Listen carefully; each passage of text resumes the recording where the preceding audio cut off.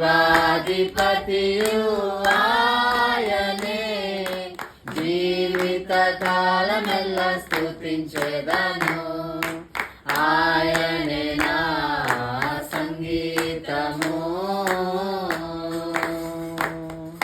సృష్టిల మధ్యలో నివాసం చేసి దూతలెల్ల పొగడే దేవుడాయనే.